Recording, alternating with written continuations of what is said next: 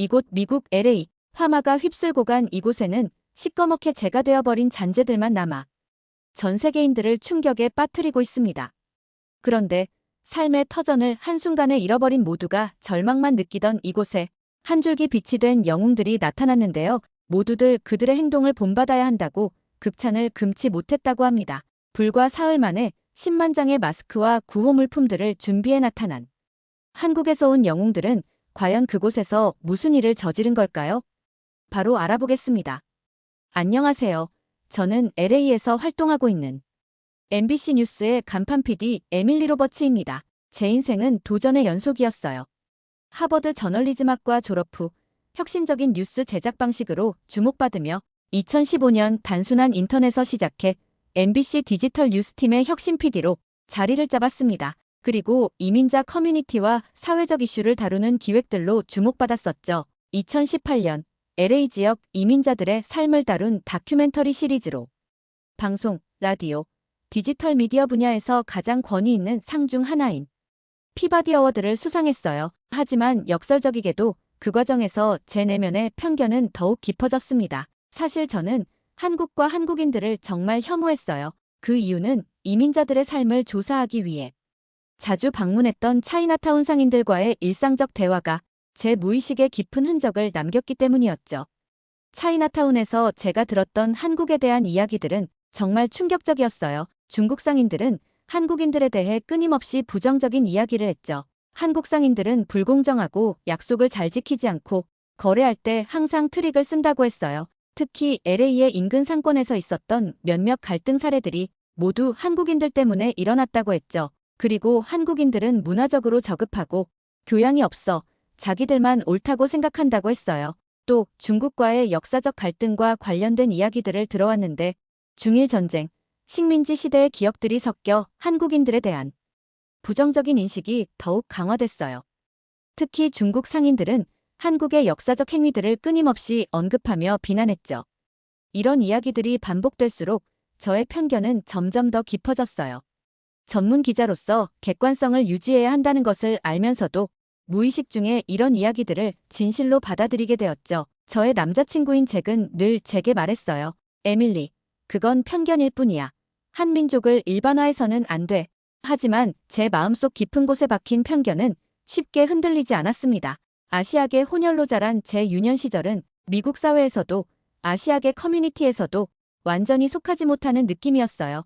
이런 경험들이 제 내면의 방어막을 만들었고 특히 아시아계 민족들에 대한 고정관념으로 한국에 대한 부정적인 생각들을 제 방패로 사용했던 것 같아요. 그런데 LA를 화마로 뒤덮은 불길과 함께 제 모든 고정관념을 태워버린 그 순간이 찾아왔습니다.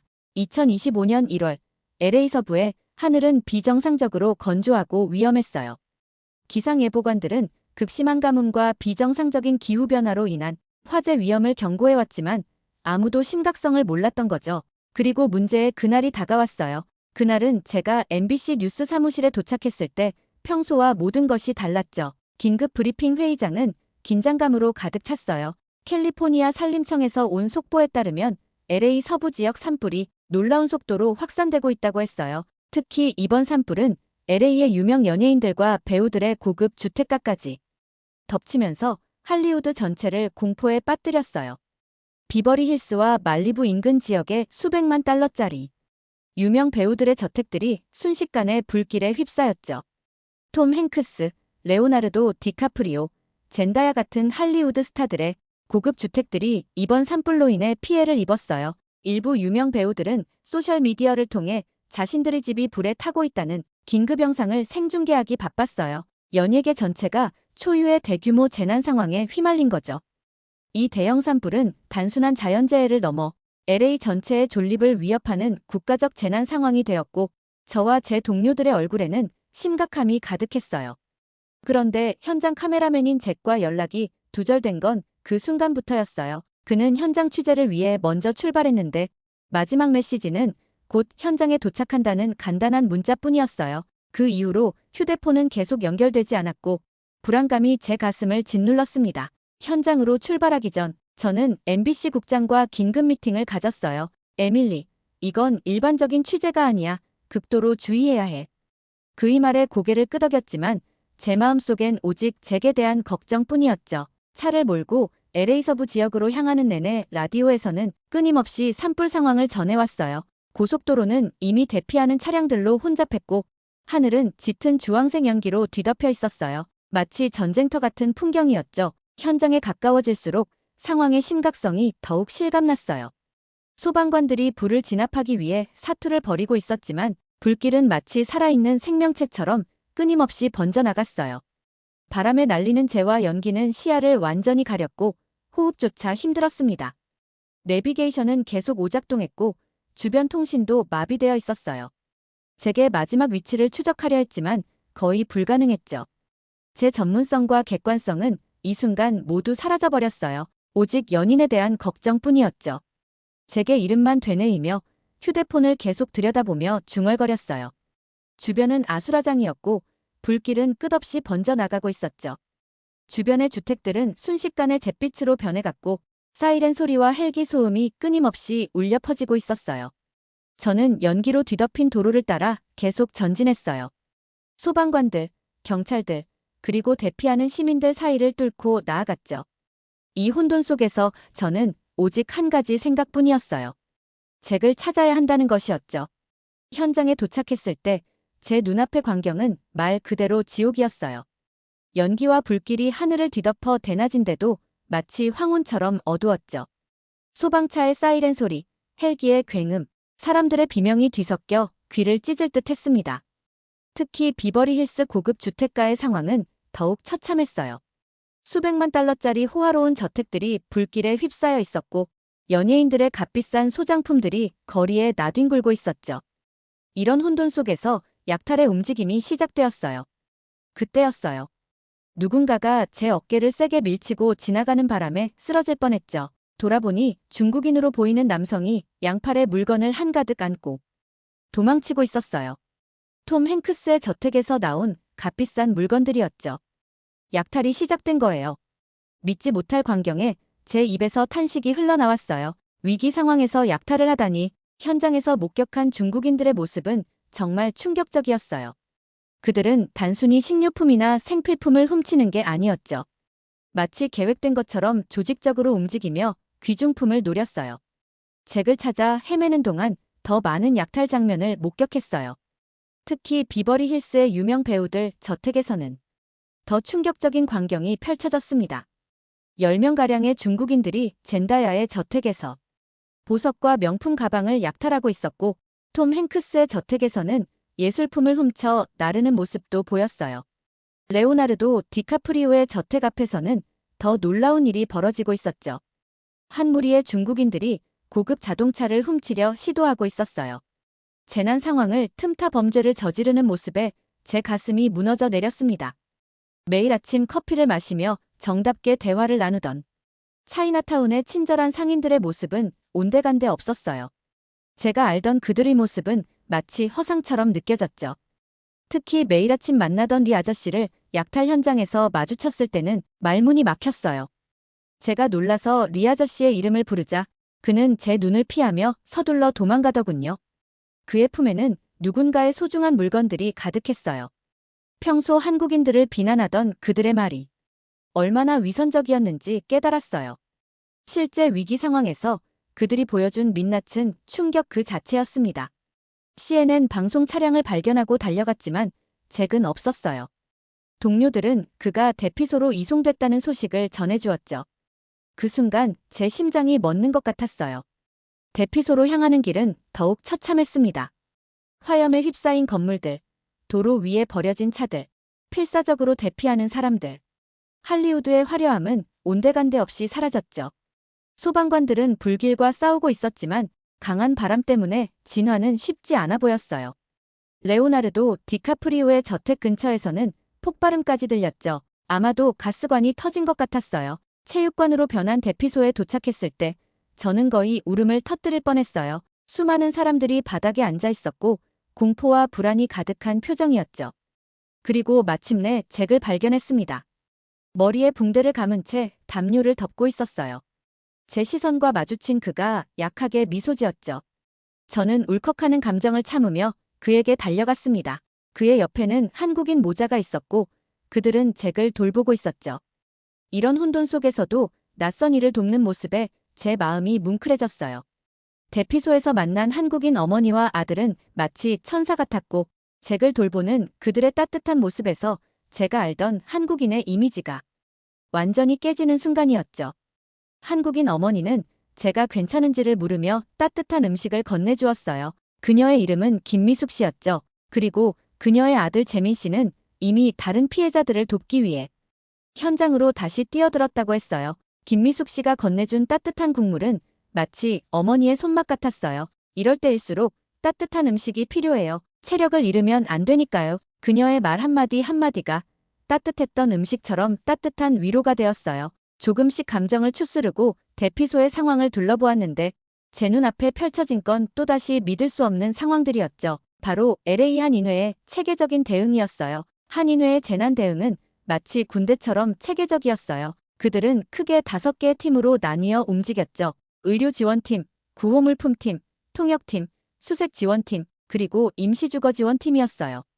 의료지원팀은 LA 지역의 한인 의사들과 간호사들로 구성되어 있었죠. 그들은 12시간씩 교대 근무를 하며 24시간 의료 서비스를 제공했어요. 특히 화상 전문의들이 자발적으로 참여해 응급처치를 돕고 있었죠. 구호물품팀은 가장 체계적이었어요. 그들은 연령별, 성별로 구호물품을 분류했고 QR코드 시스템을 도입해 중복 지원을 막았죠. 심지어 유아용품과 노인용품까지 세세하게 준비되어 있었어요. 그리고 통역팀은 특히 인상적이었어요. 한인 2세들로 구성된 이 팀은 소방당국과 피해자들 사이에서 원활한 소통을 도왔죠. 그들 덕분에 외국인 피해자들도 필요한 도움을 빠르게 받을 수 있었어요. 수색지원팀은 소방관들과 긴밀히 협력했어요. 그들은 드론까지 동원해 실종자 수색을 도왔고 GPS 시스템을 활용해 수색구역을 체계적으로 나누었죠. 한국의 재난 대응 매뉴얼을 그대로 적용한 거라고 하더군요. 마지막으로 임시주거지원팀은 한인 교회들과 협력해 피해자들을 위한 임시거처를 마련했어요. 빈 교회 건물과 한인 커뮤니티 센터를 활용했죠. 심지어 한인 부동산업자들은 자신들의 빈 매물을 무상으로 제공하기도 했어요. 이런 체계적인 시스템은 현지 소방당국의 찬사를 받아 마땅해서요. LA 소방서장은 한인회의 대응 시스템은 우리가 본받아야 할 모델이라고 극찬했죠. 더욱 놀라운 건 이 모든 것이 자발적으로 이루어졌다는 거예요. 누구의 지시도 없었는데 마치 하나의 유기체처럼 움직였죠. 이것이 바로 한국인들의 공동체 정신이었나 봐요. 특히 한인 의료진들의 헌신적인 봉사가 인상적이었는데 그들은 자신의 병원 업무를 잠시 중단하고 대피소로 달려와 부상자들을 치료하고 있었죠.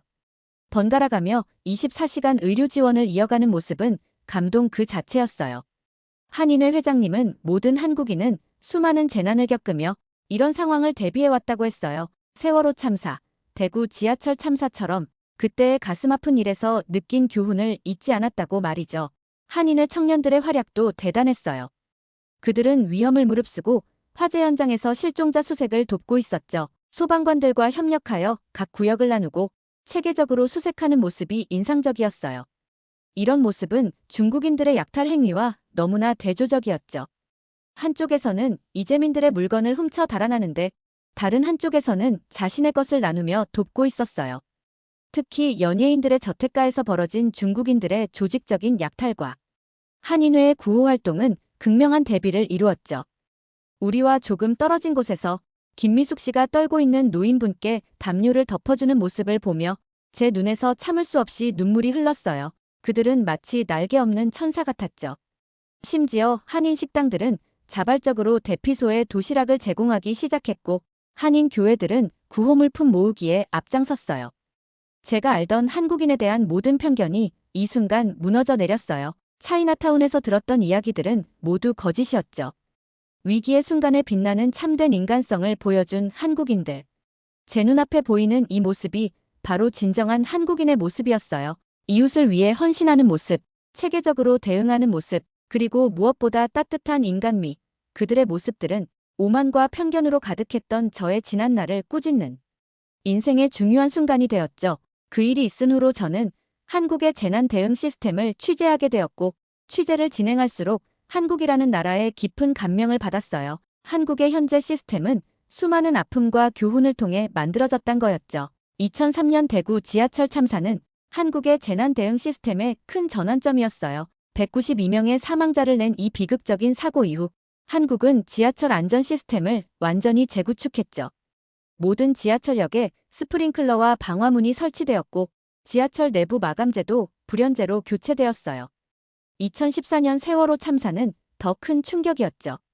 304명의 목숨을 앗아간 이 사고는 한국 사회 전체의 안전의식을 바꿔놓았어요. 재난 대응 골든타임이라는 개념이 도입되었고 전국 단위의 재난안전통신망이 구축되었죠. 한국에서는 매년 대규모 재난 대응 훈련을 실시하고 있었어요. 전국 17개 시도가 동시에 참여하는 이 훈련은 실제 상황처럼 진행된다고 해요. 특히 태안에서 진행되는 재난 대응 훈련은 세계적으로도 주목받고 있었죠. 매년 9월에 진행되는 이 훈련은 한국의 재난 대응 능력을 집약적으로 보여주는 자리였어요. 태안 훈련의 특징은 실제 상황과 똑같은 환경을 조성한다는 거예요. 대형화재, 지진, 화학물질 유출 등 다양한 재난 상황을 가정하고 실제규모의 훈련을 진행하는 거죠. 특히 인상적이었던 건 통합 재난 대응 시스템이에요. 소방청, 경찰청, 군부대, 의료기관, 그리고 민간단체들이 하나의 시스템으로 연결되어 움직이는 모습은 정말 놀라웠죠. 드론과 로봇을 활용한 수색 구조 훈련, AI 기반의 재난 상황 분석, 5G 통신망을 활용한 실시간 현장 중계 등 첨단 기술의 향연이었어요. 심지어 재난 현장의 유해가스 농도까지 실시간으로 측정하고 분석한다고 했어요. 저는 LA 화재 현장에서 한국 사람들이 보여준 모습들은 이런 훈련이 있었기에 가능했구나라고 생각했어요. 실제로 LA 한인회의 체계적인 대응은 태안 훈련의 매뉴얼을 그대로 적용한 것이라고 해요. 한국의 재난 대응 시스템의 핵심은 골든타임 시스템이에요. 재난 발생 시 최초 보고부터 현장 대응까지 모든 과정이 시간대별로 매뉴얼화되어 있었어요. 특히 소방청의 긴급구조통제단 시스템은 세계 최고 수준이라고 평가받고 있었죠. 시민 주도형 대응 체계도 인상적이었어요. 정부의 대응만 기다리는 것이 아니라 시민들이 자발적으로 참여하는 시스템이 갖춰져 있었죠. 재난 발생 시 시민들의 자발적인 구조활동과 구호물품 지원이 체계적으로 이루어진다고 해요. 이게 가능한 건 한국인의 민족성이 우수하기 때문이었죠. 스마트 재난 관리 시스템은 더욱 놀라웠어요. 인공지능과 빅데이터를 활용해 재난을 예측하고 대응하는 시스템이에요. 특히 재난 상황에서 SNS 데이터를 실시간으로 분석해 피해 상황을 파악하는 기술은 세계 최초로 도입되었는데 한국은 이를 적극적으로 활용하고 있더라고요. 실제로 한국은 2019년 강원도 산불 때 이 시스템을 활용해 신속한 대응을 했다고 해요. 드론과 AI를 활용한 화재 진압, 실시간 피해 상황 분석, 주민 대피 시스템이 완벽하게 작동했죠. CNN 리포터로서 이 시스템을 취재하면서 저는 뼈저리게 깊은 반성을 하게 됐어요. 제가 얼마나 편협한 시각으로 한국을 바라보고 있었는지 깨달았거든요. 한국은 이미 세계적인 수준의 재난 대응 시스템을 갖추고 있었어요. 그들은 아픔을 교훈으로 삼아 더 나은 시스템을 만들어냈고 이를 전 세계와 공유하고 있었죠. 여러분, 이것이 제가 발견한 진실이에요. 한국은 이미 세계가 배워야 할 진정한 선진국이었던 거죠. LA 화재 현장에서의 경험은 제 인생의 터닝포인트가 되었어요.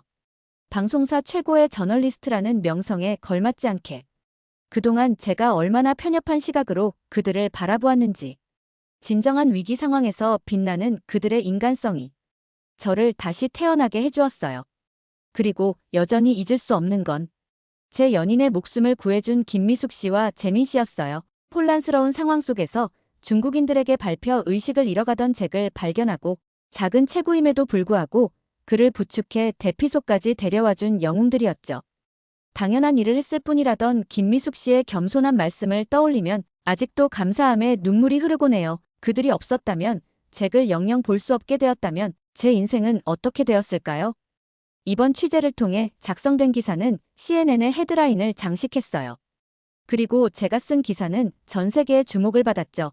이제 저는 설렘으로 가득 차 있어요. 잭과 함께 한국 방문을 준비하고 있거든요. 우린 생명의은인인 김미숙 씨와 재민 씨를 다시 만나고 싶었어요. 그들에게 진정한 감사의 인사를 전해야 한다고 생각했기 때문이었죠. 그리고 김미숙 씨가 나눠주었던 한국 음식의 맛이 잊혀지지가 않아요. 이번에 방문하면 한국의 김과 갈비탕을 마음껏 먹고 올 생각이에요. 또 태안 재난 대응 훈련이 열리는 9월에도 한국을 방문할 계획을 세웠어요. 세계 최고 수준의 재난 대응 시스템을 직접 눈으로 보고 싶거든요. 한국의 발전된 모습, 시민들의 성숙한 시민의식, 그리고 따뜻한 정을 직접 경험하고 싶어요. LA의 불길은 저의 편견을 모두 태워버렸고, 이제 저는 새로운 눈으로 세상을 바라보게 되었어요. 한국이라는 나라, 한국인이라는 민족. 그들은 이제 제 마음속에서 가장 존경하는 이웃이 되었답니다. 곧 찾아뵐 한국에서 더 많은 감동적인 이야기를 전해드리고 싶어요. 그때까지 지켜봐 주실 거죠? 오늘 에밀리 로버츠의 사연 어떠셨나요? 비극적인 LA의 불길 속에서 한국의 발전된 재난 대응 시스템과 따뜻한 인간성을 마음속 깊이 느끼게 된 그녀는 이제 한국을 방문해 즐거운 추억을 쌓을 날을 고대하고 있다고 하는데요. 우리 민족이 재난 속에서 어떤 민족성으로 서로를 다독이며 살아왔는지 한 말씀씩 나눠보는 시간을 가져보는 것도 좋을 것 같다는 생각이 드는 하루입니다. 그리고 이번 LA 화재 현장이 하루빨리 원래의 모습을 되찾을 수 있기를 간절히 기도하겠습니다. 이상 감동 2스푼이었습니다. 다음 감동 사연으로 찾아뵐게요. 긴 시간 시청해주셔서 정말 감사합니다.